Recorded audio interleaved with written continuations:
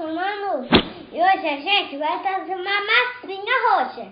Uma massinha roxa e uma massinha roxa. Então, a gente vai começar a fazer uma massinha roxa. A gente vai trazer os ingredientes e tirar uma foto da nossa massinha e trazer uma massinha roxa. Hoje a gente vai trazer todos os ingredientes. Vamos lá. O que é isso? Já coloquei a farinha.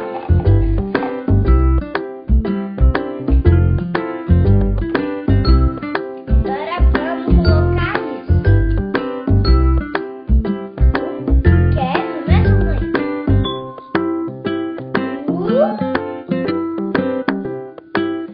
Negócio. Ingredientes. Tá. É água e óleo, eu coloquei.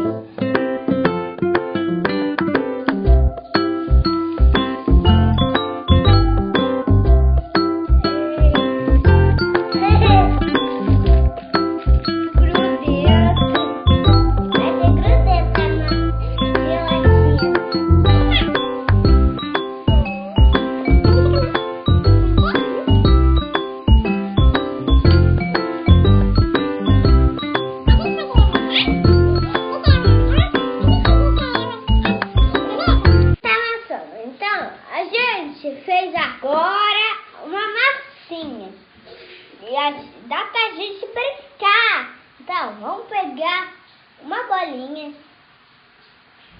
finge que tá plantando. Que não vai dar certo. A gente pode mudar de cor. A gente pode deixar de uma massinha verde. A nossa massinha roxa vai ficar verde. Verde. Eita, a nossa massinha vai ficar verde. Com essa maneira que tá roxa de uma vez. Pode ficar muito roxa.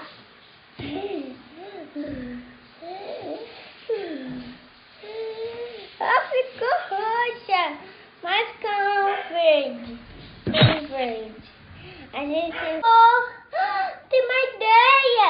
Se a gente trazer sorvete, tá todo mundo fala que tá delícia.